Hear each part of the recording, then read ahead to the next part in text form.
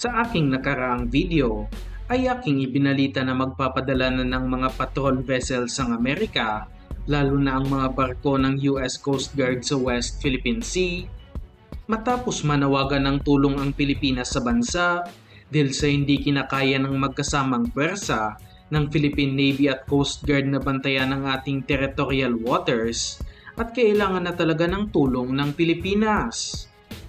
At nitong nakaraang linggo lang din ay nagkaroon ng habulan sa Escoda Shoal na kung saan hinaras na naman ng China Coast Guard ang pwersa ng Pilipinas upang magkaroon ng investigasyon sa naturang bahura dahil napabalita itong ginagawa ng artificial island ng China.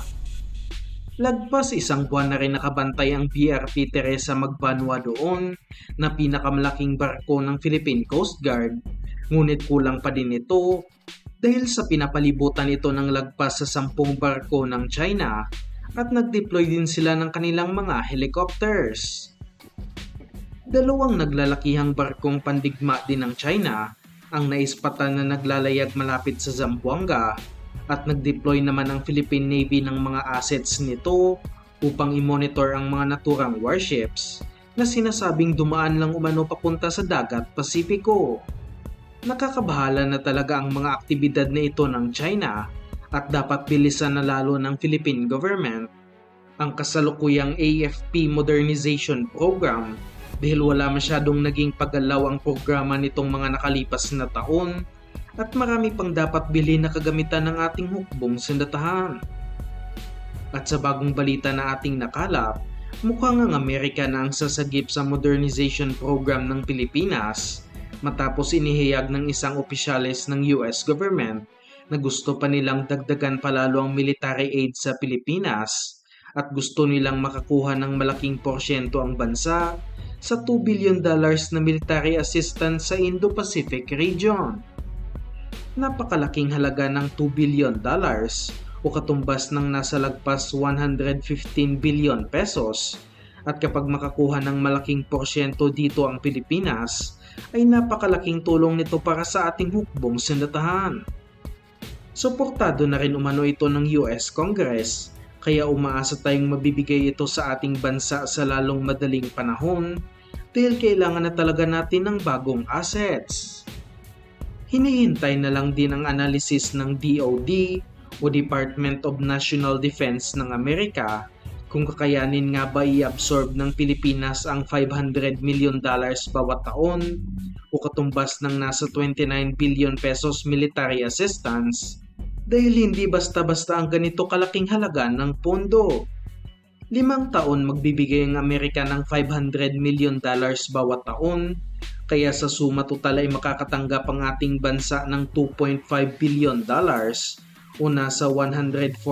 billion pesos at napakarami ng mabibiling assets dito ng bansa. Kailangan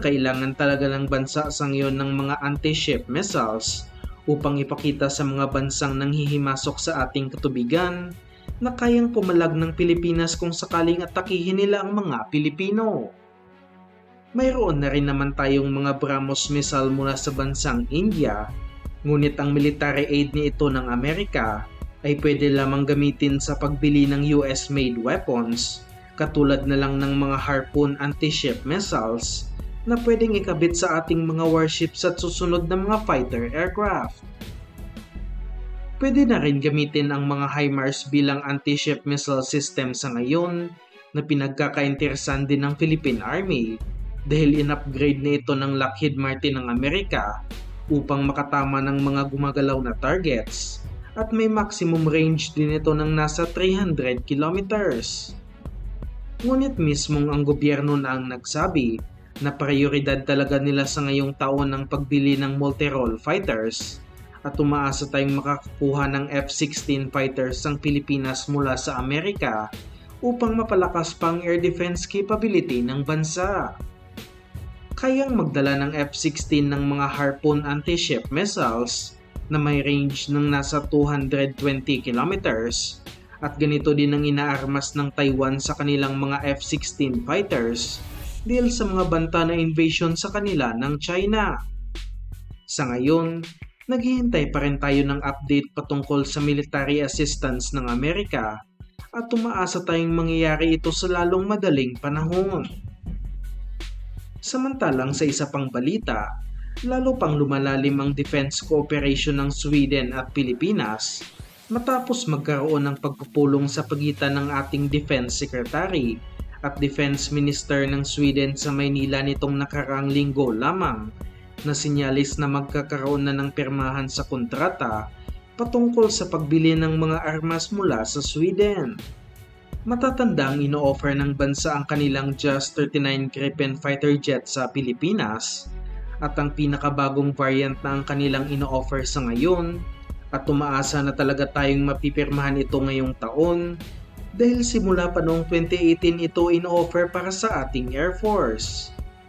Maliban sa mga JAS-39 Gripen, kasama din sa pinaplanong bilhin ng Philippine Air Force ay ang mga Saab 2000 RAI AWAC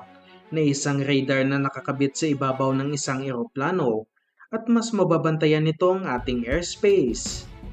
Kailangan na natin ito sa lalong madaling panahon dahil unti-unti na tayong pinapasok ng pwersa ng China at kapag nagpadala sila ng fighter jets ay walang mag-i-intercept sa kanilang mga aircraft,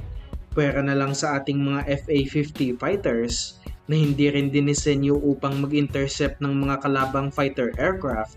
at nasa 12 lamang ang ganito ng Pilipinas.